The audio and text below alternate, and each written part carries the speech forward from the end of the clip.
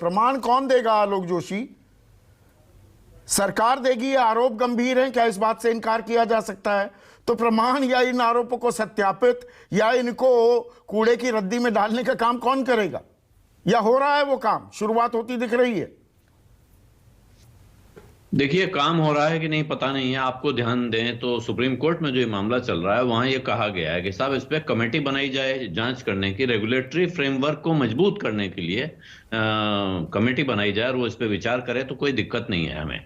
लेकिन अगर हम इस कमेटी के रिमिट को एक सील्ड कवर में सौंप सकें तो बड़ा अच्छा रहेगा, क्योंकि हम रेगुलेटर की एक्सपर्टीज को अंडरमाइन नहीं करना चाहते हैं। वो रेगुलेटर कौन है? वो रेगुलेटर सेबी है, जिस पर पहले दिन से यानी 24 जनवरी से सवाल उठ रहा है कि सेबी है कहां। अब पता चला है कि सेबी को हाजिर होने के लिए कहा गया है दिल्ली दरबार में।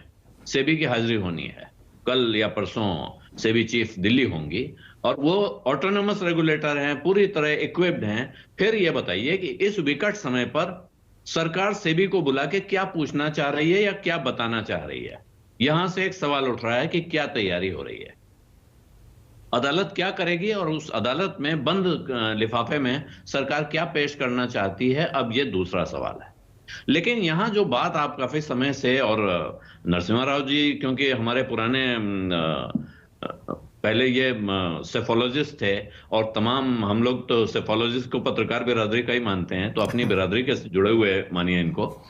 ये जो आज कह रहे हैं कि आप सबूत रखिए, मेरा प्रश्न यह है कि मैं पत्रकार हूं या कोई सांसद है, उसको कहीं से कोई आरोप मिलता है, पता चलता है और वो कहेगा दाल में काला है, वो शक जाहिर करेगा या आरोप लगाएगा कि इस तरह की बातें आपके बारे में आ रही हैं। इसके बाद साबित करने की एक्सपर्टीज और वेयर विदॉल किसके पास है? वो सरकार के पास है। सरकार उस मसले पे जांच कराए और बताए कि साहब गलत है या सही है। राहुल गांधी के भाषण का जो हिस्सा एक्सपंज किया गया यानी कार्रवाई से निकाल दिया गया है, उसमें कुछ तो आरोप होंगे, लेकिन कुछ चीजें जो निकाली गई हैं, वो उन्होंने पूछा या नहीं पूछा, क्या कहूं, मेरी समझ में नहीं आ रहा है। उन्होंने कुछ सवाल पूछे, लेकिन अब कार्रवाई के हिसाब से उन्होंने कोई सवाल नहीं पूछे, क्योंकि वो सवाल उस कार्रवाई में से हटा दिए गए हैं। वहां वो पूछ रहे हैं कि प्रधानमंत्री ये बताएं कि प्रधानमंत्री की विदेश यात्राओं में कितनी बार गौतम अडानी उनके साथ गए हैं। यह किस पर आरोप है? भारत का एक प्रतिष्ठित उद्योगपति अगर प्रधानमंत्री के साथ विदेश जा रहा है, इसमें किसकी मानहानि हो रही है, मैं ये समझना चाहता हूं। तो पर बिजनेस डेलीगेशन तो जाते हैं ना प्रधानमंत्री के साथ, और भी उद्योगपति जाते हैं। ये pick and choose, cherry picking की जा रही है क्या आरोपों के तौर पर? कैवलकेट जाता था और बाकायदा प्रचार होता था कि इतने सारे उद्योगपति जा रहे हैं, अमेरिका में जाएंगे, वहां इतनी मीटिंगें करेंगे और उसके बाद वहां से इतने समझौते करके वापस आएंगे। अमेरिका के राष्ट्रपति तो बाकायदा एजेंडा लेके आते हैं कंपनियों की तरफ से कि इस बार बोइंग को क्या ठेका दिलाना है और कौन सी मोटरसाइकिल थी हार्ले डेविडसन, उसके लिए यहां बाजार बनवाना है। इस तरह का बिल्कुल स्पेसिफिक एजेंडा होता है। तो किसी उद्योगपति का प्रधानमंत्री के साथ जाना, उस उद्योगपति को वहां कॉन्ट्रैक्ट मिलना, इसमें मानहानि क्यों और कैसे हो रही है, यह बात खुद समझनी चाहिए।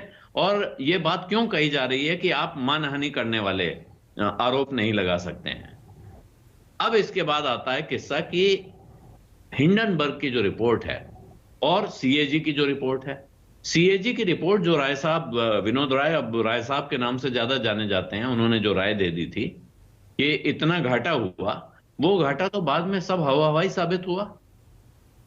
हिंडनबर्ग के बारे में आप कह सकते हैं कि वो शॉर्ट सेलर है, सटोरिया है, और वो खुद ही कह रहा है अपनी रिपोर्ट के पहले पन्ने पे, उसने बाकायदा लिखा हुआ है कि हमने शॉर्ट पोजीशंस ले रखी हैं अडानी के डेरिवेटिव्स में जो भारत में ट्रेड नहीं होते हैं। नहीं, चलिए हिंडनबर्ग के बारे में कि भाई वो सटोरिया है, शॉर्ट सेलर है, वो पैसे कमाता है, पर क्योंकि आप इतने बड़े बिजनेस एडिटर रहे हैं आलोक भाई, थोड़ा आम आदमी को आसान भाषा में और मुख्तसर तौर पर समझाइए। ये Credit Suisse, city group, Norway का सॉवरन फंड, टोटल वालों का, मतलब फ्रेंच सरकार की तरफ से ही एक इशारा मान लीजिए, बांग्लादेश दोबारा से रीनेगोशिएट करने की बात कर रहा है, एमएससीआई में री रेटिंग हो रही है, मूडीज आपकी रेटिंग डाउनग्रेड कर रहा है। ये तो एस्टैब्लिश्ड एजेंसीज हैं, रेटिंग एजेंसीज या फंड्स हैं। हिंडनबर्ग को हम कूड़े में डाल भी दें तो हिंडनबर्ग की रिपोर्ट को ये इतना गंभीरता से क्यों ले रहे हैं? मैं यही बात कहना चाह रहा हूं कि ये इतनी गंभीरता से क्यों ले रहे हैं। मूडीज ने जहां अपने आउटलुक डाउनग्रेड किए हैं 4 कंपनियों में, आउटलुक नेगेटिव किया है स्टेबल से, उन्होंने लिखा है कारण कि बाजार में इनके शेयर गिर गए हैं बहुत बुरी तरह, और साथ में इन पर इस तरह के आरोप लगे हैं, इन पे कोई आरोप सिद्ध हुआ है, इनके कामकाज में कोई गड़बड़ियां नहीं है। इसके पहले की भी 3 ऐसी रिपोर्ट्स मैंने देखी हैं जिसमें सिर्फ यह कहा गया कि इन पर इस तरह के गंभीर आरोप लगे हैं, इसलिए हम इसको ये डाउनग्रेड कर रहे हैं या हम बेचने का फैसला कर रहे हैं। क्यों? क्योंकि बाजार में तमाम लोग आरोपों से दूर रहना चाहते हैं। हाँ।